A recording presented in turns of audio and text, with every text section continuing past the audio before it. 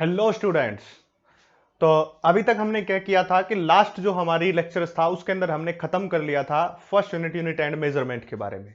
उसके बाद उसकी जो भी न्यूमेरिकल्स होंगे नीट और आईआईटी मेंस और एडवांस में आएंगे उसको हम करेंगे एक वीडियो सेपरेट से, वो लेके आएंगे और मुझे लगता है आपको उसका इंतजार भी होगा। अब हम स्टार्ट करेंगे नया लेक्चर और उसके अंदर हम पढ़ेंगे काइनेमेटिक्स के बारे में कि व्हाट इज द काइनेमेटिक्स। तो you are excited for the kinematics? क्या होती है काइनेमेटिक्स? देखिए, काइनेमेटिक्स की अगर बात करते हैं तो इसका जो मटेरियल है और जो भी सारी चीजें हैं वो सारा टेलीग्राम चैनल पे मिलेगा। उसका लिंक्स जो है डिस्क्रिप्शन में, जल्दी जाके उस बटन को फोड़ दीजिए कैसे भी करके, किसको फेंक के मारोगे मारो और उसको सब्सक्राइब करो। देखिए, काइनेमेटिक्स का मतलब क्या होता है? काइनेमेटिक्स का मतलब होता है किसी भी ऐसे ऑब्जेक्ट की स्टडी जो चल रहा हो, रेस्ट के ऊपर नहीं होना चाहिए, चल रहा हो। मैं अगर यहां पे रेस्ट पे खड़ा हुआ हूं तो मैं काइनेमेटिक्स में नहीं आता। अगर मैं चलना स्टार्ट कर दूं ऐसे ऐसे तो मैं किस में आऊंगा? काइनेमेटिक्स में आऊंगा। तो काइनेमेटिक्स एक ऐसी ब्रांच फिजिक्स की जो किसके डील करती है? Study of motion of material object. Material object की मोशन की स्टडी को करती है, उसको हम क्या कहते हैं? काइनेमेटिक्स कहते हैं। तो क्या कहेंगे? Kinematics is a branch of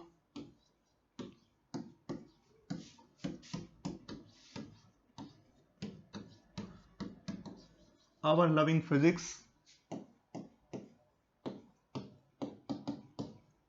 which deals with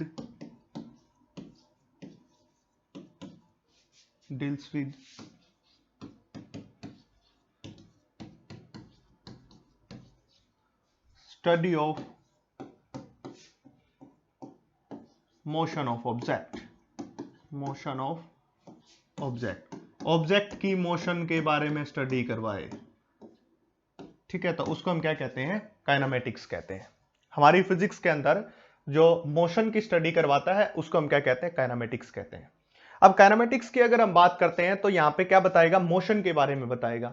मतलब हम कब किसी बॉडी को मोशन में कहेंगे, कब किसी को रेस्ट में कहेंगे, बात यहां पे आती है। ये बात हमें पता करनी पड़ेगी। तो यहां पे दो टर्म आती है जो बड़ी इंपॉर्टेंट होती है। That is the first term is a rest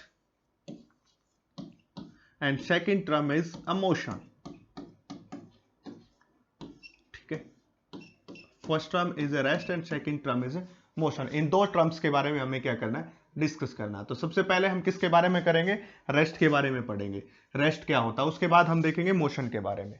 rest क्या होता है? अगर किसी भी बॉडी की, सपोज कीजिए कि ये एक बॉडी है, ठीक है, इसकी पोजीशन चेंज नहीं हो रही है, पोजीशन चेंज नहीं हो रही है with respect to time and surrounding, तो उसको हम किस में कहते हैं? रेस्ट में कहते हैं। सराउंडिंग और टाइम के रिस्पेक्ट में अगर उसकी पोजीशन चेंज नहीं हो रही है तो उसको हम क्या कहते हैं? रेस्ट के ऊपर कहते हैं। अब इसमें भी दो अलग अलग बातें आती हैं, इसको भी थोड़ा समझना पड़ेगा, अंदर से समझना पड़ेगा। ठीक है, क्योंकि आप ये तो है नहीं कि दूसरी क्लास के बच्चे या 10वीं 5वीं 6ठी 7वीं, अब आप 11th क्लास में हो चुके हैं, या कोई जो नीट आईआईटी की प्रिपरेशन कर रहा है, तो आपके माइंड में यहाँ कंसेप्ट घुसाना पड़ेगा अंदर, ऐसे ऐसे करके डालना पड़ेगा, कंसेप्ट को अंदर घुसाना पड़ेगा। वो कैसे घुसेगा उस बात को समझिए। देखिए, अब हमने एक बात कर ली और उस बात के अंदर क्या कह रहा है? अगर किसी भी बॉडी की पोजीशन चेंज नहीं हो रही है, if position of a body, हम क्या कहेंगे? If position of a body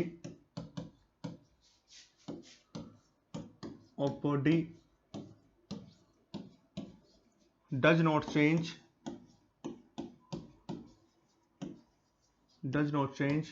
with respect to time and surrounding, उस बॉडी को किस पे कहेंगे? रेस्ट पे कहेंगे। उसको किस पे कहेंगे? रेस्ट पे कहेंगे। अब इस बात का मतलब समझिए क्या है कि सपोज कीजिए कि एक गाड़ी है, हमने एक जिप्सी ले ली, ठीक है, ये टायर इसके, और इसमें बैठे हुए दो इंसान जा रहे हैं। पहला इंसान ये है और दूसरा इंसान ये है। ठीक है, ये गाड़ी में इन्होंने नई गाड़ी ली है और उसके अंदर जा रहे हैं और आपको नहीं बिठाया, आपकी जल रही है। ठीक है, ये आपके दोस्त हैं, तीन आपके दोस्त हैं, 3 दोस्त हो आप, और उनमें से आपको यहां बस स्टैंड पे खड़ा कर दिया। ठीक है, ये बस स्टॉप है और ये दो गाड़ी में बैठ के जा रहे हैं, आपको जला रहे हैं, आपकी जल रही है क्योंकि वो गाड़ी में बैठे, आपको नहीं बिठाया गया, इसलिए वो आपको आगे लेके जा रहे हैं। अब देखिए, ये पहला पर्सन, ये दूसरा दोस्त और आप तीसरे हो गए इसके दोस्त। अब क्या कहता है कि सबसे पहली बात समझिए, क्या कहता है कि ये वाला बंदा इसके पास फोन करता है, ये बस स्टैंड से गुजर रही है, जा रही है गाड़ी, ठीक है, वो आपको दिखा रहे हैं कि मैंने नई गाड़ी ली, आपको चिढ़ा रहे हैं, तो गाड़ी जा रही है, तो ये आपको ज्यादा चिढ़ाने के लिए दूसरे वाला बंदा आपके पास फोन करता है और कहता है कि मैं रेस्ट के ऊपर हूं या मोशन के ऊपर हूं, तो आपको दिखाई देगा कि ये चलता जा रहा है, मोशन में जा रहा है, तो आप किस में कहोगे, मोशन में कहोगे, यानी कि थर्ड पर्सन किस में कहेगा उस सेकंड को, भाई तुम दोनों मोशन में चल के जा रहे हो, तुम गंदे हो, अत्याचारी हो, पापी हो, क्योंकि मुझे चिढ़ा रहे हो, मोशन में हो। इसी प्रकार क्या करेगा, अब ये दूसरा बंदा जो है इस पहले से पूछता है कि क्या हम रेस्ट के ऊपर है या मोशन के ऊपर है, तो दूसरा बंदा बताता है कि तेरी पोजीशन तो चेंज ही नहीं हो रही, तू जहां बैठा वहीं बैठा मेरे रिस्पेक्ट में, तो ये क्या बोलेगा इसको कि तू किस में है, रेस्ट में है। तो इस प्रकार क्या हुआ, अगर तुम बाहर वाले से पूछते हो तो तुम्हें मोशन में बताएगा, और दूसरा बंदा पहले को बताता है तो रेस्ट के ऊपर बताएगा। इसका मतलब किसके ऊपर डिपेंड किया, एक रेफरेंस के ऊपर डिपेंड किया। बस स्टॉप को रेफरेंस माना है या गाड़ी को रेफरेंस माना है, किस चीज को रेफरेंस मान रहे हो उसी को कहते हैं फ्रेम ऑफ रेफरेंस। तो यहां पे एक इंपॉर्टेंट टर्म आती है जिसको बोला जाता है फ्रेम ऑफ रेफरेंस, उसी के ऊपर डिपेंड करती है वो बातें सारी। 11th क्लास के अंदर ये चीज बड़ी इंपॉर्टेंट है, फ्रेम ऑफ रेफरेंस। इसके कारण ही, इसके बावजूद ही आपको बता सकोगी कोई रेस्ट में कोई मोशन में, और इसी के ऊपर पूरी क्लासिकल मैकेनिक्स आपको पढ़ाई जाएगी और सब कुछ बताया जाएगा। इसलिए कहता हूं कि वो कहते हैं ना, रीस करो, जलो मत। तो उसने गाड़ी ली है, उससे जलो मत, आप उससे बड़ी गाड़ी लेके आओ और फिर आप फोन करो, अब बताओ आप मोशन में रेस्ट में, तो उसको फोड़ दो। उसके लिए क्या करना पड़ेगा, मेहनत करनी पड़ेगी। ऐसे नहीं करना फोड़ दो सब कुछ को, छोड़ दो सब कुछ, पढ़ाई करो बस, पढ़ाई पढ़ाई और दूसरा काम कुछ नहीं करना। तो रेस्ट क्या हो गया, जब किसी बॉडी की पोजिशन चेंज नहीं हो रही हो with respect to time and surrounding, उसको किस में कहते हैं, रेस्ट में कहते हैं। अब देखिए बबुआ, दूसरी बात मोशन की करते हैं हम, सेकंड किसकी करते हैं हम, मोशन की, ठीक है, मोशन की बात करते हैं। तो हम क्या कहेंगे, देखिए students, if position of a body, position of a body change with respect to surrounding and time, with respect to surrounding and time और सराउंडिंग के साथ अगर इसकी पोजीशन चेंज हो रही है तो उसको हम क्या कहते हैं, उसको हम किस में कहेंगे, मोशन में कहेंगे, body is in the motion. अभी पहले ही बात बताई थी कि ये वाला बंदा, ये आपका दोस्त क्या कहेगा कि आप दोनों किस में हो, मोशन में हो। बट अगर यही बात किससे पूछोगे, इस सेकंड वाले से, पहले वाला पूछता तो किस में बताएगा, रेस्ट में बताएगा, क्योंकि एक की पोजीशन सराउंडिंग के रिस्पेक्ट में चेंज हो रही है और दूसरे की पोजीशन सराउंडिंग के रिस्पेक्ट में चेंज नहीं हो रही है। इसी बेसिस के ऊपर उन्होंने क्या किया, फिजिक्स के अंदर एक नई चीज को इंट्रोड्यूस कर दिया जिसको हम क्या कहते हैं, फ्रेम ऑफ रेफरेंस कहते हैं, frame of reference, frame of reference. देखिए बबुआ, क्या होता है फ्रेम ऑफ रेफरेंस, एक कोऑर्डिनेट सिस्टम होता है। कोऑर्डिनेट सिस्टम का मतलब जो अटैच होता है किसके साथ, ऑब्जर्वर के साथ। कैसे ऑब्जर्वर, कि जब मैंने ये पूछा, इसने फोन करके इस तीसरे वाले से पूछा कि हम कैसे लग रहे हैं, आपकी जल रही है ज्यादा, हम नई गाड़ी में बैठ के कैसे लग रहे हैं, तो इसने बताया कि तुम मोशन में हो, तो ये कौन हो गया, ऑब्जर्वर हो गया, ये कौन हो गया, ऑब्जर्वर। तो ऑब्जर्वर के साथ ये फ्रेम ऑफ रेफरेंस क्या होता है, कोऑर्डिनेट सिस्टम होता है जिसके अंदर पोजीशन होता है, तीनों कोऑर्डिनेट होती हैं जिसमें एक्स वाई और जेड, और साथ में उसके टाइम होता है। तो this is the coordinate system. और किसके साथ अटैच होता है बच्चा लोग, ये अटैच होता है ऑब्जर्वर के साथ, और क्या करता है वो अपनी ऑब्जर्वेशन बनाता है। तो इस ऑब्जर्वर के साथ कनेक्ट होकर इसने ऑब्जर्वेशन बनाई कि ये किस में है, रेस्ट में है। वो पूछ रहा था ना आपकी जली या ना जली, तो ये बोलता है जली, तो पर आप किस में हो, मोशन में हो, तो यही बात पूछता है। तो रेफरेंस पॉइंट की बात करेंगे, फ्रेम ऑफ रेफरेंस की बात करेंगे, तो क्या कहेंगे, it is the coordinate system. क्या कहेंगे बच्चा लोग, frame of reference, it is a coordinate system, it is a coordinate system, coordinate system, coordinate system attached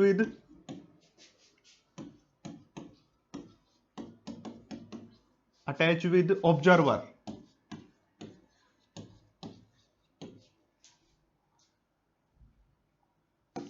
by which observer makes its observation, by which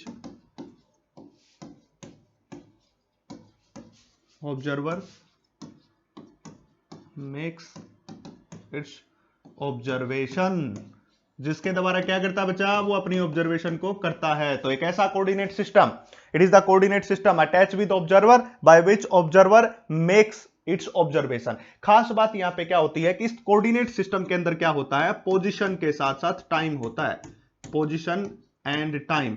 ये जो time होती है ना, बड़ी खतरनाक चीज है। चलो होगी, टाइम है ये टाइम बड़ी खतरनाक, पूरी हायर फिजिक्स इस टाइम के ऊपर है। 11th 12th के अंदर ये बात पढ़ाते हैं, फिर क्या करेंगे, आपको थोड़ा सा बुलाएंगे 11th क्लास में, तो आपको बढ़ाते हैं थोड़ा सा, भाई कर दो पोजीशन के बारे में, बता दो इनको पोजीशन के बारे में। फिर हायर फिजिक्स में टाइम के बारे में बताया जाता है, और पूरा टाइम आपकी क्या कर लेगा, आपकी समस्याओं को हल ही नहीं होने देगा, आपको ऐसे जला जला मारेगा, आपको पता ही नहीं चलेगा कि टाइम क्या आ गया। ये टाइम कोऑर्डिनेट बड़ा खतरनाक है, हर जगह से टाइम कोऑर्डिनेट। आज आप अपना टाइम खराब करोगे तो आईआईटी नीट क्लियर नहीं कर सकते। टाइम की कीमत है, इसलिए टाइम कोऑर्डिनेट बड़ा खतरनाक, हर जगह से इतना ही है, हर जगह प्रॉब्लम करता है, बहुत खतरनाक है ये, नालायक है ये, हर जगह प्रॉब्लम करता है, क्योंकि टाइम किसी के लिए नहीं रुकता, आपके लिए भी नहीं रुकेगा। तो ज्यादा से ज्यादा मेहनत करते रहिए, ताकि आपको पता चल सके कि फ्रेम ऑफ रेफरेंस एक कोऑर्डिनेट सिस्टम है, कोऑर्डिनेट सिस्टम है जिसमें ऑब्जर्वर बैठ के अपनी ऑब्जर्वेशन को बनाता है। जैसे कि यहां पे कौन था, ये ऑब्जर्वर था, तो इसने क्या बताया, ये किस में है, मोशन में है। दूसरे टाइम के ऊपर इसको ऑब्जर्वर बना दिया मैंने, अब इसने क्या बनाया कि ये रेस्ट में है,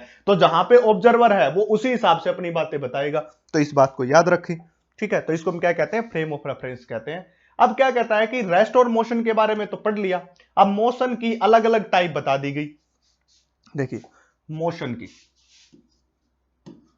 जो हमने मोशन पढ़ा था, और क्या कहता था, मोशन कहता था अगर किसी बॉडी की पोजीशन सराउंडिंग के रिस्पेक्ट में चेंज नहीं हो रही तो उसको हम क्या कहते हैं, मोशन।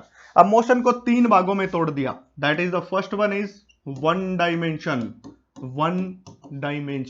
अब तुमने सुना होगा 1 dimension sound, 2 dimension sound, YouTube पे देख लेते होगे, दिखा दे, ऊपर लिखा होता है वो थंबनेल के ऊपर। तो यहां पे हमें साउंड नहीं देखनी, हमने मोशन देखनी है। 2 dimension sound, and the third is 3 sound, 3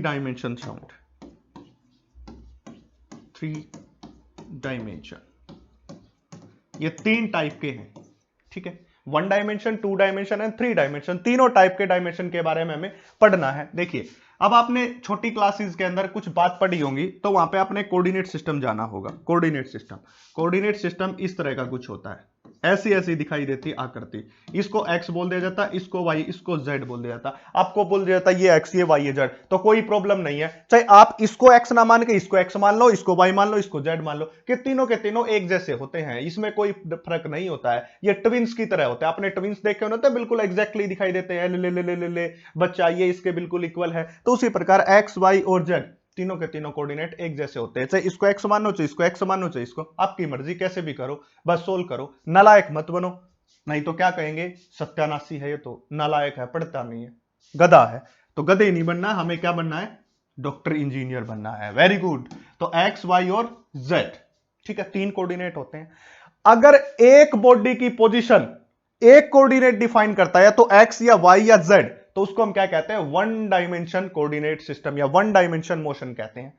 आप कहोगे कि सर हमें तो थोड़ा कम समझ आया, तो रेलगाड़ी देखिए कि चुक चुक चुक चुक चुक चलती है रेलगाड़ी स्ट्रेट ट्रैक के ऊपर, तो वो एक ही कोऑर्डिनेट में चलते हैं। सपोज कीजिए ये ट्रैक है, ये ट्रैक बना दिया भाई, ये ट्रैक बना दिया, रेलवे ट्रैक सबने देखा होगा, ऐसे ऐसे इसके बीच में ही होता है। अब इसके ऊपर रेलगाड़ी ऐसे जा रही है, इसको क्या कहते हैं, 1 डायमेंशन मोशन कहते हैं, 1 डायमेंशन मोशन कहते हैं, ठीक है। रेलगाड़ी जो चलती है, छुक छुक छुक छुक चलती है आई रेलगाड़ी, तो उसको हम कैसी कहते हैं, 1 डायमेंशन मोशन कहते हैं, ठीक है। तो 1 डायमेंशन मोशन, इसके बारे में हम लिख देंगे, बड़ा ही अच्छी बातें लिखेंगे इसके बारे में, 1 डायमेंशन के बारे में, ठीक है।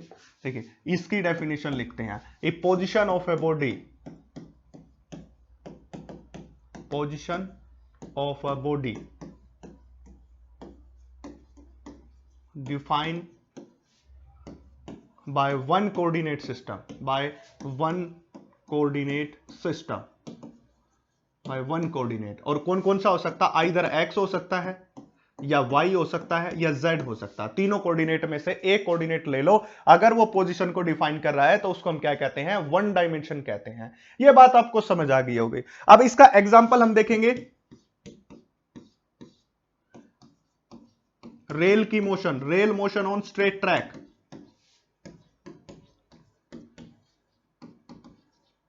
स्ट्रेट ट्रैक के ऊपर, उसको हम क्या कहते हैं, 1 डायमेंशन मोशन कहते हैं।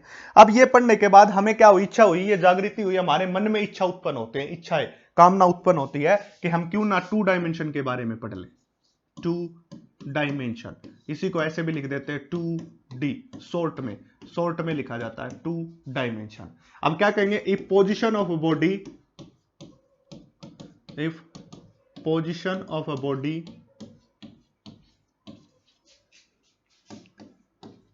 defined by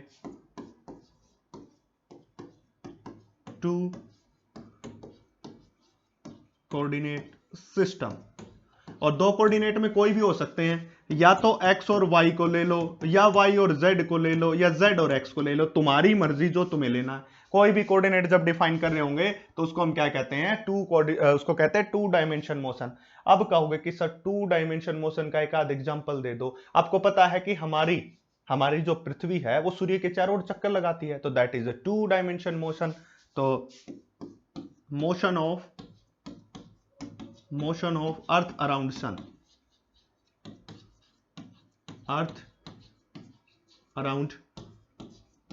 उसको हम क्या कहते हैं, 2 डायमेंशन मोशन कहते हैं। अब समस्या यहां पे अटकी, कुछ बुद्धिजीवी ऐसा कहते हैं कि 2 डायमेंशन मोशन को तो आपने डायरेक्ट बोल दिया कि अर्थ अराउंड, इस बात से हम कैसे समझे? तो इसका जवाब भी हमने दे दिया। उसका जवाब हमने कैसे दिया उस बात को समझिए। देखिए हम जवाब देंगे, बड़े प्यार से जवाब देंगे, ऐसे देंगे। देखिए चलो ऐसे करते हैं कि सबसे पहले कोऑर्डिनेट सिस्टम बना लेते हैं। ये कोऑर्डिनेट सिस्टम बना लिया हमने, ये सीधा नहीं बना, टेढ़ा टेढ़ा बन गया भैया, टेढ़ा टेढ़ा, ये लाइन टेढ़ी टेढ़ी बन गई, कोई बात नहीं। अब क्या किया हमने यहां पे एक पॉइंट मान लिया, ठीक है। ये तो क्या हो गया एक्स एक्सिस, और ये हो गया वाई एक्सिस। आप जेड और कोई भी ले सकते हो, उससे कोई फर्क नहीं पड़ता। अब यहां से यहां तक की जो पोजीशन है, यहां से यहां तक की पोजीशन है, ये अगर ये दो कोऑर्डिनेट के द्वारा दिखाई दे, सपोज करो P, मैं कहता हूं कि ये बॉडी P के ऊपर पॉइंट है, आप P के ऊपर खड़े हो गए, यहां पे वेट कर रहे हो। किसका वेट कर रहे हो? पता नहीं किसका वेट कर रहे हो, यहां पे खड़े हो गए। आवारा की तरह तो नहीं खड़े जो किसका वेट करते हैं, वो समझ गए होगे आप, ज्यादा बताने के बड़े नालायक हो गए हो। तो P पॉइंट, अब P पॉइंट की बात करते हैं तो P पॉइंट को X और Y कोऑर्डिनेट के द्वारा डिफाइन कर दिया जाए। किसके द्वारा? X and Y coordinate, X coordinate and Y coordinate. ये क्या बताने की कोशिश कर रहा है, जब ये यहां पे खड़ा तो इसका एक्स कोऑर्डिनेट तो ये रहा और इसका वाई कोऑर्डिनेट ये रहा भाई, तो एक्स ये रहा भाई, ये वाई ये रहा, तो ये पोजीशन को डिफाइन कर दिया एक्स कोऑर्डिनेट और वाई कोऑर्डिनेट ने। तब उस मोशन को हम कैसी मोशन कहते हैं? 2 डायमेंशन मोशन। और अर्थ की सूर्य के चारों ओर मोशन ऐसी ही होती है, इसलिए हमने इसको क्या कहा? 2 डायमेंशन मोशन कहा। अब बात करते हैं थर्ड वन की, और वो होगी 3 dimension motion, that is the 3D motion. ठीक है, अगर तीनों के तीनों कोऑर्डिनेट, वही बात है बापू के 3 बंदर, उसी तरह ये क्या 3 coordinate, if all 3 coordinate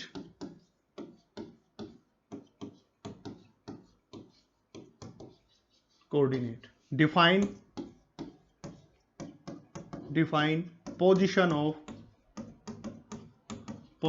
of body की पोजीशन को तीनों कोऑर्डिनेट, ये तीनों कोऑर्डिनेट को ना बापू के 3 बंदर है एक्स वाई और जेड, और तीनों ने कोऑर्डिनेट सिस्टम को डिफाइन कर दिया, तो उसको हम क्या कहते हैं? 3 डायमेंशन मोशन कहते हैं। आप कहोगे कि सर एक एग्जांपल तो दे दो, आप एग्जांपल भी दे देते हैं। एग्जांपल क्या क्या होता है? एक तो हो जाएगा फ्लाइंग काइट, पतंग उड़ाते हो ना घर में, पतंग उड़ाते हो, वही पतंग है ये फ्लाइंग काइट। ठीक है, एरोप्लेन, घूमे हो कभी एरोप्लेन में? एरोप्लेन ये दूसरा है। और तीसरा बर्ड्स, देखो बर्ड्स जैसे आसमान में उड़ते हैं ना बर्ड्स, देखा होगा ऐसे पंख फैला के ऐसे घूमते रहते हैं, मजे में पूरा आसमान घूमते रहते हैं, उनको कोई चिंता नहीं, ऊपर गए नीचे आए, डरते नहीं वो गिरने से। जैसे तुम डरते हो ना गिरने से, कि मैं कभी आईआईटी में पास ना हूं, कभी मेरे से नीट क्लियर ना हो, कभी मेरे से सीबीएसई बोर्ड में फैले जाऊं, ऐसे नहीं डरते। इससे अच्छा तो आपसे बर्ड ही है, आप डरते हो। डरना नहीं है, उसको डराना है, चीजों को डराना है हमें। कैसे डराना है? पढ़ के, स्टडी करके, हमें याद है, हमें पता है कि भाई 3 डायमेंशन मोशन समझ आ गई, फ्लाइंग काइट। अब कहोगे कि सर इसको थोड़ा सा और बता दो ना, हमें और बता दो इसके बारे में, थोड़ी सी नॉलेज और दे दो। देखो ये दे दी मैंने नॉलेज आपको। सपोज कीजिए ये कोऑर्डिनेट सिस्टम है, ठीक है, और ये हो गया तीसरा कोऑर्डिनेट, ये पीछे की तरफ हो गया भाई, थर्ड कोऑर्डिनेट।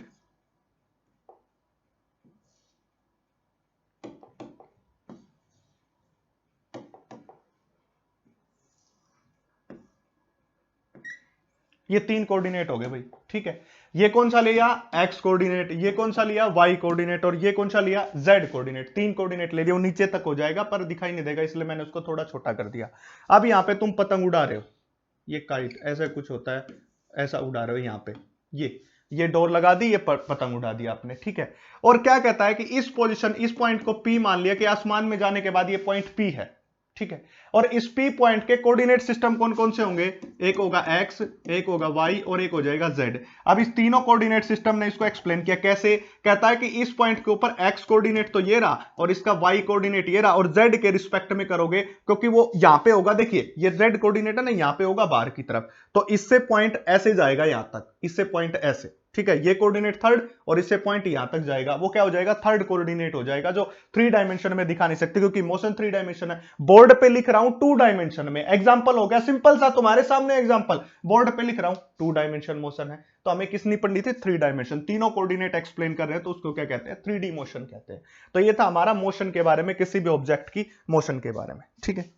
अब जब हमने मोशन के बारे में पढ़ लिया है तो अब हमारा क्या है कि आगे पढ़ने का ये मन है कि हम क्यों ना बात कर ले कि भाई डिस्टेंस क्या होती है, डिस्प्लेसमेंट क्या होती है, क्योंकि जनरल भाषा में हम ये कहते हैं कि अगर कोई बॉडी मोशन में है, अभी अभी बताया कोई बॉडी मोशन में है, वो चल रही है तो उसने कितनी डिस्टेंस ट्रेवल किया, हम नहीं कहते कि कितने किलोमीटर जाके आया भाई, तो वहां पे क्या कितना किलोमीटर है, तो वो डिस्टेंस की बात करते हैं। तो यहाँ पे दो चीजें पढ़ेंगे हम और वो गैप के साथ पढ़ेंगे, देखिए हम एक साथ पढ़ेंगे दोनों।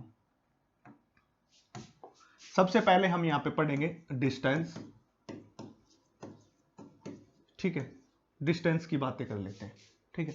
डिस्टेंस क्या होती है, एक्चुअल पाथ लेंथ होती है,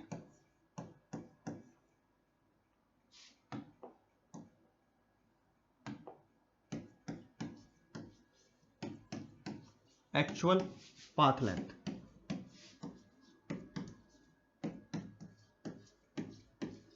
travel by body in given interval, body in given interval, given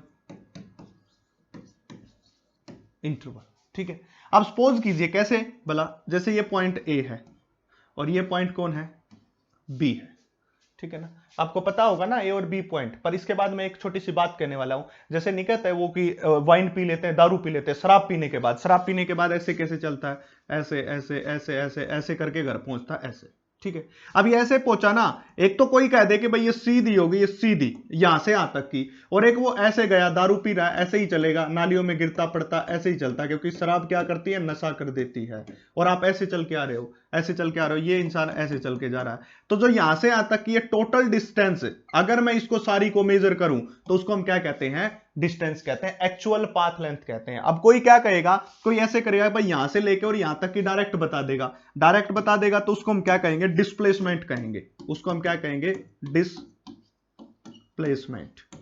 displacement में क्या होगा, the minimum distance between 2 points, देखो इन दो के बीच की मिनिमम डिस्टेंस तो ये होगी, बट एक्चुअल में ये कहां से गया, यहां से चल के ऐसे गया, क्यों, क्योंकि इसने शराब पी रखी है, गिरता पड़ता है ऐसे डगमगाता हुआ जा रहा है, ऐसे जा रहा है, तो एक्चुअल जो पाथ लेंथ होगी, जो एक्चुअल में डिस्टेंस, उसको क्या कहते हैं डिस्टेंस कहते हैं। And shortest distance between 2 point,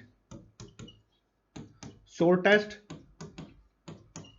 distance between 2 points, between 2 points,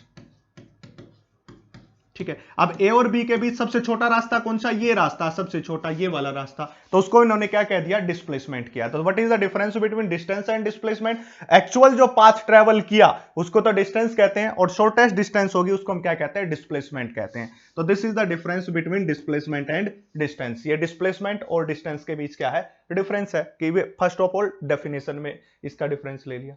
अब इसकी कैरेक्टरिस्टिक्स की बात करते हैं, कुछ प्रॉपर्टीज की बात करते हैं, डिस्टेंस और डिस्प्लेसमेंट की क्या क्या प्रॉपर्टीज हो सकती है, यही बात है। अब देखिए इसकी कैरेक्टरिस्टिक्स की बात करेंगे तो दोनों को एक साथ लेके चल लेते हैं नेक्स्ट पेज के ऊपर। इस तरफ हम लिख लेंगे डिस्टेंस की, एक डिफरेंस भी हो जाएगा, और इस तरफ हम लिख लेंगे डिस्प्लेसमेंट की, ठीक है। देखिए सबसे पहले बात करते हैं, अगर मैं सबसे पहले की बात करूं कि जो डिस्टेंस होती है it is a scalar quantity, scalar quantity, ये कैसी क्वांटिटी है भाई? स्केलर क्वांटिटी है। अब स्केलर क्वांटिटी का मतलब क्या होता है कि स्केलर क्वांटिटी वो होती है जिसके पास मैग्नीट्यूड हो पर लॉ ऑफ वेक्टर एडिशन को फॉलो नहीं करता। अभी अभी देखो मैंने पीछे बताया, ये बता देखो, ये बंदा ऐसे ऐसे करके ऐसे ऐसे करके ऐसे ऐसे जा रहा है, कोई डायरेक्शन है इसकी? ये तो डायरेक्शन लेस है, क्योंकि शराब पीने के बाद तो बंदा डायरेक्शन लेस हो जाता है। इसी प्रकार इस आदमी ने शराब पी रखी है तो डायरेक्शन लेस होगा, कोई पर्टिकुलर डायरेक्शन नहीं है, इसलिए उसको हम क्या कहते हैं? डिस्टेंस कहते हैं। बट ये देखिए सीधा तीर की तरह जा रहा है, एक डायरेक्शन को पकड़ के सीधा गया तीर की तरह, ऐसे एक डायरेक्शन को पकड़ लिए, तो इसके पास क्या होगी? डायरेक्शन होगी। तो इसका मतलब हम क्या कहेंगे? डिस्प्लेसमेंट कैसी क्वांटिटी हो जाएगी? ये इसकी भी फर्स्ट है, it is a vector quantity. First है तो it is a vector quantity, vector quantity, ये वेक्टर क्वांटिटी हो जाएगी। अब इसकी सेकंड प्रॉपर्टी की बात करते हैं। देखिए अब देखिए स्केलर क्वांटिटी होगी, जो डिस्टेंस होती है वो हमेशा क्या होती है? हमेशा पॉजिटिव होती है, जीरो और नेगेटिव कभी भी नहीं हो सकती। तो हम क्या कहेंगे? Distance is always positive, always positive, never be negative and zero, कभी भी नेगेटिव और जीरो नहीं हो सकती। बट हम बात करते हैं सेकंड, इसका सेकंड पॉइंट लेंगे, इट कैन बी, डिस्प्लेसमेंट क्या हो सकती है? It can be zero, negative and positive, ये तीनों हो सकती है। ठीक है, अब कहोगे कि हमें कैसे पता चलेगा कि जीरो, नेगेटिव, पॉजिटिव सब कुछ हो सकती है? सपोज कीजिए कि ये बंदा ए पॉइंट से चला और सीधा गया बी पॉइंट तक। ठीक है, अब ए से गया बी पॉइंट तक गया, अब ए से बी तक गया। ठीक है, इसकी डायरेक्शन क्या थी? ए टू बी, क्योंकि ये वेक्टर क्वांटिटी, और वेक्टर क्वांटिटी एक ऐसी चीज है जो डायरेक्शन के ऊपर बेस्ड होती है। फिर ये वापस बी से चला और वापस ए पे आ गया, बी पॉइंट से फिर से चला और वापस किस पे आ गया? ए पॉइंट पे। दोबारा से बना देता हूं इसको। देखिए ये ए पॉइंट से चल के और कहां तक गया है? बी पॉइंट से, फिर से बी से चला और ए पे वापस आ गया। ठीक है, ऐसे गया था, ऐसे वापस आ गया। ठीक है, अब मान लिया सपोज कीजिए कि 10 किलोमीटर डिस्टेंस है ए और बी के बीच, वो गया इस डायरेक्शन में जो कि पॉजिटिव डायरेक्शन है, और इसके बाद वापस आ गए 10 किलोमीटर जो कि क्या है? नेगेटिव डायरेक्शन है। तो ये प्लस वाला 10 किलोमीटर इस माइनस वाले 10 किलोमीटर को क्या कर देगा? कैंसिल आउट कर देगा, और कैंसिल आउट हो जाएगा तो कितनी डिस्प्लेसमेंट हो जाएगी? जीरो डिस्प्लेसमेंट हो जाएगी। अगर इसकी बजाय, तभी तो हमने क्या लिया था? वेक्टर क्वांटिटी कैसी? जो डायरेक्शन होती है, अगर मैं उसकी ये डायरेक्शन लेता हूं तो पॉजिटिव, ये डायरेक्शन लेता हूं तो नेगेटिव होती है। एक डायरेक्शन पॉजिटिव और उसके अपोजिट वाली डायरेक्शन हमेशा नेगेटिव होती है, यही खास बात होती है वेक्टर क्वांटिटी की। अब सपोज कीजिए ये पॉइंट ए था, ए पॉइंट से बॉडी किस पे गई? बी पॉइंट पे, फिर बी पॉइंट से चली और वापस ए पे पहुंच गई। यहां पे देखा इसने कोई ठेका नहीं है शराब का, वाइन शॉप नहीं है, ये पीछे और गया और गया, ये यहां पे आके ढूंढ लिया सी पॉइंट के ऊपर, यहां पे है। तो 10 किलोमीटर गया इस तरफ, इसको बेचारे को नहीं मिला, ये दुखी हो गया, ये वापस आ गया 10 किलोमीटर। इसका माइंड काम किया क्योंकि इसको वाइन पीनी है, शराब पीनी है। आपको पता है क्या होता है? ये वापस पीछे आ गया 5 किलोमीटर, यहां पे इसको इसकी मंजिल मिल गई, इस बंदे को यहां पे मंजिल मिल गई, ये रही वाइन शॉप मिल गई। ये बड़ा खुश हो गया, इसका दिल खुल गया, ये बड़ा हैप्पी हो गया कि मुझे मेरी मंजिल मिल गई है, इसको मंजिल मिल गई। तो ऐसा ही मंजिल मिलती है, इसलिए पीछे भी जाना पड़ सकता है। मैं तभी कहता हूं आप तैयारी कर रहे हो तो आपको पीछे भी आना पड़ता है। जैसे इसको मंजिल मिली ना पीछे आके, ऐसे तुम्हें भी मिल जाएगी। 10 किलोमीटर से 10 किलोमीटर कैंसिल, क्योंकि ये पॉजिटिव डायरेक्शन में था और ये किसमें? नेगेटिव में है। फिर ये किसमें गया? नेगेटिव ही डायरेक्शन में और गया पीछे, तो ये क्या होगी? -5 किलोमीटर डिस्प्लेसमेंट होगी। तो डिस्प्लेसमेंट किसमें हो जाएगी? नेगेटिव में हो जाएगी। ठीक है, अब तीसरी बात, अगर इसको अपना लक्ष्य कहां मिल जाता? घर से चला ए पॉइंट से और यहां बी पे जाके इसको मिल गया, और यहां पे पी के आराम से सो रहा है सड़क के बीच में, ऐसे ऐसे ऐसे होके, होना तो ऐसे चाहिए था ना, बट ये ऐसे हो गया, आराम से सो रहा सड़क पे। 10 किलोमीटर डिस्टेंस है, वापस घर आया ही नहीं, तो वापस घर नहीं आया तो 10 किलोमीटर कैसी होगी? पॉजिटिव होगी। तो इसलिए पॉजिटिव भी, नेगेटिव भी और जीरो भी हो सकती है। ठीक है, बट डिस्टेंस, अब कोई बंदा ए पॉइंट से चला और बी पॉइंट के ऊपर पहुंचा, इसको नहीं मिला अपना मंजिल, रास्ता नहीं मिला। मंजिल कौन है? वाइन शॉप, वो नहीं मिली। फिर ये बी से चलेगा, वापस ए पे आ जाएगा। ठीक है, अब ये कोई डायरेक्शन है ही नहीं, क्योंकि ये तो स्केलर क्वांटिटी है। अब स्केलर क्वांटिटी जैसे नंबर नहीं होते हैं 10 20, 10 + 20 30, वो कभी नेगेटिव हो ही नहीं सकती। तो 10 किलोमीटर ये और 10 किलोमीटर ये, अब कोई कह दे तुम्हें कि कितनी डिस्टेंस होगी, तो आप कहोगे कि 10 किलोमीटर ये, 10 ये, टोटल अगला 20 किलोमीटर चला है। ये कहोगे। ठीक है, ऐसा नहीं कहोगे कि 10 - 10 जीरो। क्यों? क्योंकि ये स्केलर क्वांटिटी है, वेक्टर हो जाती तो ये भी जीरो हो जाता, पर ये वेक्टर है ही नहीं। डिस्प्लेसमेंट एक वेक्टर क्वांटिटी है, वो हमेशा कैसी क्वांटिटी है? स्केलर क्वांटिटी है, तो नहीं हो सकता। तो ये दो बातें आपको समझ आ गई होंगी। अब नेक्स्ट पढ़ते हैं इसके अंदर। अब देखिए इसके थर्ड प्रॉपर्टी की बात करते हैं। अब देखिए, सपोज कीजिए कि एक ऑब्जेक्ट ए से चला और वो बी पे गया और फिर आगे चलता ही जा रहा है। अगर वो चलता ही जा रहा है, चाहे वो कैसे भी चले, चाहे वो ऐसे जाके और फिर वापस मुड़ के ऐसे आ जाए, ऐसे चलता रहे ऐसे, तो मूविंग ऑब्जेक्ट के लिए डिस्टेंस हमेशा बढ़ती रहेगी, क्योंकि ये तो स्केलर क्वांटिटी है, यहां पे तो कोई नेगेटिव का चक्कर है ही नहीं। तो हम क्या लिख सकते हैं? For moving object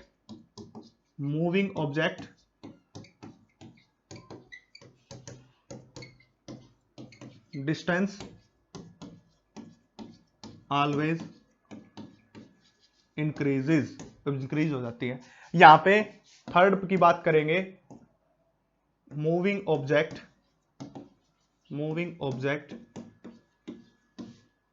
distance can decrease. इसमें क्या हो सकती है? डिक्रीज भी हो सकती है, जरूरी नहीं इंक्रीज होगी, डिक्रीज भी हो सकती है। Distance can decrease. ठीक है, अब देखिए नेक्स्ट बात, अगर मैं कोई बात करता हूं फोर्थ पॉइंट में, अगर मैं कोई ये बात करता हूं कि सपोज कीजिए कि ये पॉइंट ए है और ये पॉइंट क्या है? बी है। इस ए और बी के बीच में एक से ज्यादा डिस्टेंस हो सकती है। कैसे हो सकती है?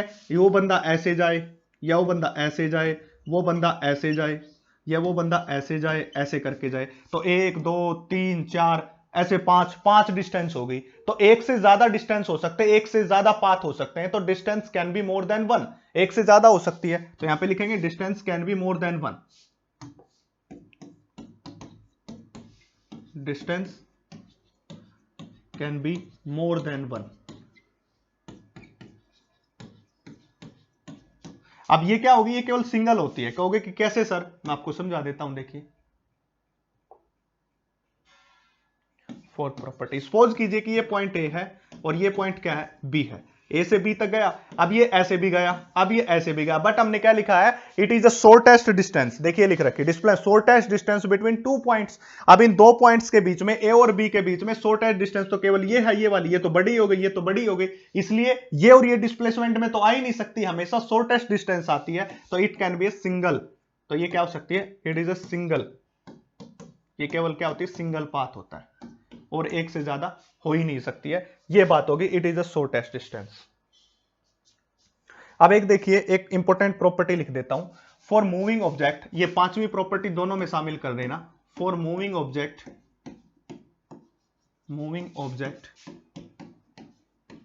इन स्ट्रेट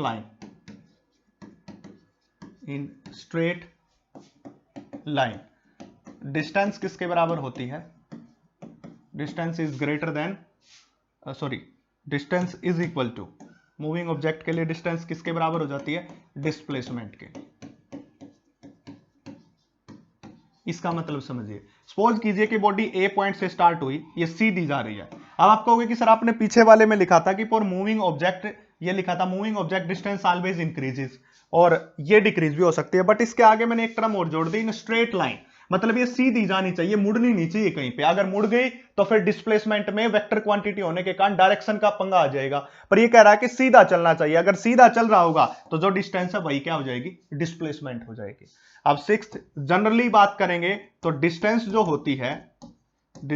होती है वो ग्रेटर देन इक्वल टू किसके होती है? डिस्प्लेसमेंट के। ठीक है, इक्वल वाला केस तो ये बता दिया जिसमें इक्वल होगी, नहीं तो हमेशा डिस्टेंस बड़ी ही होगी किससे? डिस्प्लेसमेंट से, कभी छोटी होगी नहीं।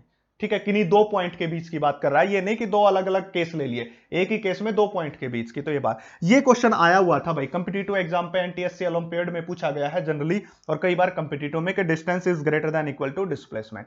तो इसलिए सारी प्रॉपर्टी मैंने आपको बता दी, 6 प्रॉपर्टी मैंने आपको बता दी है डिस्टेंस और डिस्प्लेसमेंट की। अब इसके कुछ न्यूमेरिकल करते हैं बबुआ, ऐसे करते हैं, देखिए न्यूमेरिकल करते हैं। सबसे पहला न्यूमेरिकल थोड़ा सा बड़ा कर लेता हूं, आपकी आंखों में प्रॉब्लम हो रही होगी, दिखाई नहीं दे रहा होगा। ठीक है, देखिए ए बॉय, क्या कह रहा है? A boy moves 400 metre toward north. North की तरफ 400 मीटर गया, 300 मीटर टुवर्ड वेस्ट की तरफ गया, 400 मीटर टुवर्ड साउथ की तरफ गया, calculate the displacement of boy.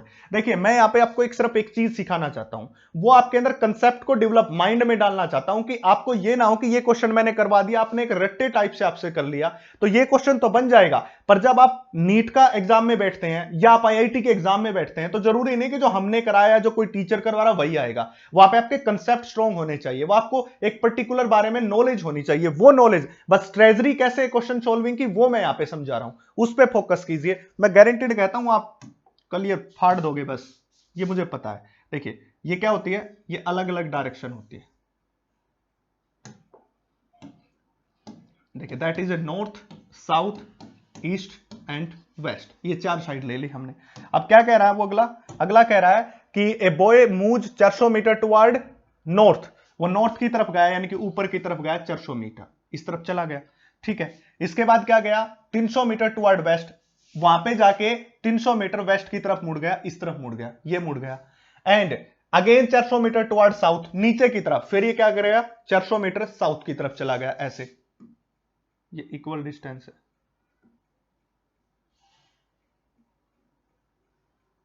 ऐसे चला गया, ठीक है। अब क्या होगा देखिए, अब देखो ये क्या कह रहा है, ये बोल रहा है कि सबसे पहले इसने क्या किया था, 400 मीटर इस तरफ गया था, फिर 300 मीटर यहां पे गया, और फिर से 400 मीटर यहां पे गया, ठीक है। Calculate the displacement from the initial position, ये बॉडी की क्या है, ए पॉइंट जिसको इनिशियल का, और यहां पे आके रुक गया जिसको कहते हैं बी। अगर उसने पूछ रखी अब डिस्प्लेसमेंट, अब डिस्प्लेसमेंट पूछने के लिए आपको डिस्प्लेसमेंट की डेफिनेशन में जाना पड़ेगा। The shortest distance between 2 points, देख लीजिए ये लिखवा रखी यहां पे, shortest distance between 2 point is called displacement, उसको हम क्या कहते हैं, डिस्प्लेसमेंट कहते हैं। तो बबुआ इन दोनों के बीच की शॉर्टेस्ट डिस्प्लेसमेंट तो ये है, और ये किसके बराबर है, 300 मीटर के बराबर, तो आंसर इज 300 मीटर। तो हो गया ना मिनटों में सॉल्यूशन। कैसे किया, जल्दी से सॉल्यूशन 30 सेकंड में। ये डायरेक्शन कोऑर्डिनेट, अगले ने बोला 400 मीटर टुवर्ड नॉर्थ, ये गया जी 400 metre toward north, 300 metre toward west, ये गया, एंड 400 मीटर टुवर्ड फिर से साउथ की तरफ। फाइंड आउट द डिस्प्लेसमेंट पूछ रहा, तो इन दोनों के बीच की शॉर्टेस्ट डिस्टेंस तो ये तो हो नहीं सकती, तो displacement is this direction and 300 metre हो गया सो, ठीक है। अगर वो पूछता जी डिस्टेंस बताइए इसी क्वेश्चन में डिस्टेंस, तो क्या कहते हैं जी 400 मीटर ये, 300 ये, 400 ये, तो डिस्टेंस हो जाती 400 प्लस 300 प्लस 400, टोटल 1100 मीटर, ठीक है, 1100 मीटर हो जाती। इससे पहले मैं एक बात और बता दूं, जो हमारी डिस्टेंस होती है या फिर डिस्प्लेसमेंट होती है, इन दोनों की यूनिट जो होती है वो मीटर होती है भाई, ठीक है, इसको एम से डिनोट करते हैं। ये होती है एसआई सिस्टम के अंदर। अगर वो ये कहे सीजीएस में बता दो तो सेंटीमीटर इसकी क्या होती है, यूनिट होती है। यूनिट बात करेंगे जैसे आप लेंथ को मेजर करते हो, जो 10 मीटर है या 10 सेंटीमीटर है, तो ये क्या होती है, उसका यूनिट होता है, जैसे फर्स्ट चैप्टर में बताया था, फर्स्ट यूनिट के अंदर आपको समझाया गया था। This is the first question. अब करते हैं सेकंड क्वेश्चन को, थोड़ा सा मैंने बूस्ट कर दिया, थोड़ा सा इसके लेवल को बढ़ा दिया आपके लिए। लेवल को बढ़ाने के बाद देखिए क्या हो रहा है, इलिस्ट्रेशन 4.4, देखिए बबुआ क्या पूछ रहा है, आप यहां पे ध्यान दीजिए, आप दीजिएगा यहां पे ध्यान। A particle moves in a semi circular path of radius R, ऐसे सेमी सर्कुलर पाथ में जा रहा है, ये सेमी सर्कल, देखिए बबुआ ये सेमी सर्कल है, और इस सेमी सर्कल की रेडियस कितनी बोल रखी है, आर के बराबर बोल रखी है। ओ टू ए, ओ पॉइंट से चला और ए पॉइंट तक गया, यहां तक, ये वाला पॉइंट यहां से लेके यहां तक, ठीक है। Then it moves parallel to Z axis, फिर ये रहा देखिए बबुआ, ये जेड एक्सिस की तरफ पैरेलल की तरफ गया है, जेड एक्सिस, ठीक है, covering a distance R distance को कवर किया है अप टू बी पॉइंट तक गया है। देखिए बच्चा लोग, finally it moves along BC parallel to Y axis, अब बी से सी तक गया है, और किसके पैरेलल है, वाई एक्सिस के, मतलब इसको क्या बोला है, वाई एक्सिस, और इसको क्या बोला है, जेड एक्सिस बोला है, ठीक है, ऐसे बोला है। Finally it moves to BC Y axis through a distance 2r and that distance is 2r। बबुआ ये डिस्टेंस कितनी है, 2r के बराबर, जैसे ये कितनी बोली थी, r के बराबर बोली थी। अब क्या बोल रहा है, find out the ratio of a displacement that is the displacement और divided by S, sorry distance है, ऊपर वाले को डिस्टेंस बोल रहा है और नीचे वाले को डिस्प्लेसमेंट, ऊपर वाली है डिस्टेंस और नीचे वाली कौन है, डिस्प्लेसमेंट, ये दोनों के बीच बात करनी है। अब देखिए बबुआ, देखिए बच्चा पार्टी, क्या होगा, डिस्टेंस की बात करनी है। अब डिस्टेंस क्या होता है, एक्चुअल पाथ लेंथ, एक्चुअल में जो ट्रेवल किया, तो एक्चुअल में यहां से चला, यहां पे पहुंचा, यहां से चल के यहां से पहुंचा, तो कितनी डिस्टेंस ट्रेवल की। अब देखिए अगर कोई बॉडी ऐसे ऐसे सेमी सर्कल में जा रही ऐसे, तो इसकी क्या होती है, अगर ये पूरा सर्कल होता तो इसकी सरकमफ्रेंस क्या होती, सरकमफ्रेंस। एक्चुअल पाथ तो यही है ना, ये तो ले नहीं सकते क्योंकि ये तो डिस्प्लेसमेंट में आ जाएगा, हमें तो एक्चुअल पाथ लेंथ लेना, एक्चुअल पाथ लेंथ लेना, और इसकी रेडियस कितनी बोल रहा है, आर के बराबर, ये भी आर है और ये भी क्या है, आर के बराबर। समझिएगा टोटल सरकमफ्रेंस कितनी होती है, 2 पाई आर, बट ये तो सेमी सर्कल है, उसका आधा हो जाएगा तो पाई आर। इसकी डिस्टेंस, इस वाले की डिस्टेंस, इस वाले की डिस्टेंस, इस वाले पार्ट की डिस्टेंस, इस वाले पार्ट की डिस्टेंस कितनी होगी, pi r, sorry that is pi into r, ये होगी पाई आर के बराबर। अब इसने आर डिस्टेंस और चला किस तरफ, जेड एक्सिस की तरफ। अब हमें एक्स और वाई और जेड से तो मतलब ही नहीं, क्योंकि हम तो डिस्टेंस फाइंड आउट करने, डिस्टेंस इज स्केलर क्वांटिटी, अभी अभी प्रॉपर्टी पढ़ाई है, वो एक्स में चले, वो वाई में चले, वो जेड में चले, वो और किसी में चले, वो दुनिया में कहीं कहीं मरे, हमें कोई मतलब नहीं, हमें तो सिर्फ स्केलर क्वांटिटी से मतलब है। फिर बीसी की तरफ गया, कितना गया, 2r गया, तो 2r ये गया, तो टोटल कितना हो जाएगा, r plus R 3r, that is pi R plus 3r। R को यहां से क्या ले लिया कॉमन, तो कितना हो जाएगा, पाई प्लस 3। तो दैट इज द, यह आ गया हमारे पास, कौन आ गई, ये डिस्टेंस आ गई है, ठीक है, ये क्या आ गई, डिस्टेंस आ गई। अब पूछ रहा है वो हमसे डिस्प्लेसमेंट। अब डिस्प्लेसमेंट क्या होती है, इनिशियल और फाइनल पॉइंट के बीच की शॉर्टेस्ट डिस्टेंस। अब that is the initial point, दूसरे कलर से बनाता हूं, दूसरा कलर सुंदर सा लगेगा, सुंदर सुंदर, आपको डर नहीं लगेगा। ये इनिशियल और ये फाइनल है, इन दोनों के बीच की डिस्टेंस दैट इज एस, उसको एस मान लिया, इनिशियल और फाइनल के बीच की। अब देखिए इनिशियल फाइनल के बीच की डिस्टेंस की बात कर रहा है, एस है हमारे पास ये डिस्टेंस, तो हमारे पास क्या हो जाएगा, सपोज कीजिए जब फाइनली पहुंच रहा है तो इसको बोल दिया आर, और इनिशियली कितना था, आर जीरो पे था पार्टिकल, फाइनली आर के ऊपर और इनिशियली किसके ऊपर था, आर जीरो। मैं क्या समझाना चाह रहा हूं, जब यहां पे पहुंच गया, देखो अब क्या आ गया, 3 कोऑर्डिनेट सिस्टम, 3 डायमेंशन मोशन, एक तो एक्स एक्सिस की तरफ, दूसरी ये जेड एक्सिस, और तीसरी हमारे पास ये रही वाई एक्सिस की तरफ, 3 एक्सिस है हमारा, और तीनों एक्सिस में ये पॉइंट फाइनली यहां पे पहुंचा है, तो यहां पे कौन कौन सा कोऑर्डिनेट इसको एक्सप्लेन करेगा, एक्स वाई और जेड। देखिए बबुआ पहले मैंने आपको समझाया था, पीछे मैं समझा चुका हूं, ये रहा, देखिए इस पॉइंट को जब ये पार्टिकल यहां था तो 3 कोऑर्डिनेट एक्सप्लेन कर रहे थे, एक्स वाई और जेड, 3D मोशन। उसी प्रकार से जब हम वहां पे पहुंचेंगे तो देखिए यहां पे जब पहुंच गए तो यहां पे भी 3 पॉइंट होंगे, तो उसको हम किससे डिनोट कर रहे हैं, आर से, जैसे उसमें पी पॉइंट से डिनोट किया था। तो कौन सा हो जाएगा, इसकी तरफ एक्स एक्सिस की तरफ डिस्प्लेसमेंट, बबू आप डिस्प्लेसमेंट की बात कर रहा है, नोट डिस्टेंस की, तो इन दोनों इस ओ और इस ए पॉइंट के बीच की शॉर्टेस्ट डिस्टेंस कितनी, ये भी आर और ये भी कितना आर, आर प्लस आर कितना होगा, 2r, ठीक है। और इसको किससे डिनोट करते हैं, आई से, एक्स एक्सिस की तरफ हमेशा आई कैप लगाते हैं, आई कैप, ठीक है, प्लस साइन के साथ। जेड एक्सिस की तरफ कितना मूव किया, बोल रहा है क्वेश्चन में, it moves parallel to Z axis, R distance, तो आर को हम किससे लिखेंगे, के से लिखेंगे, प्लस साइन के साथ। फिर बोल रहा है बीसी, जिसको वाई एक्सिस के पैरेलल माना, BC parallel to Y axis, और वो कितना चला, 2r, और 2r को कितना मानेंगे हम, z डायरेक्शन में मानेंगे। तो ओवरऑल r किसके बराबर आ गया हमारे पास, 2r इंटू आई प्लस 2r इंटू जे, और प्लस r को हमने किसके बराबर लिख दिया, k के बराबर लिख दिया। अब आगे पढ़ते हैं, देखिए r0 इनिशियल के ऊपर था, इनिशियल यहां पे था, ओ पॉइंट के ऊपर था, तो 0 तो आई में था, और 0 ही के में था, और प्लस में 0 ही जेड में था, ठीक है, सॉरी जे में था, 0 ही किस में था, जे में, और 0 ही किस में था, के में।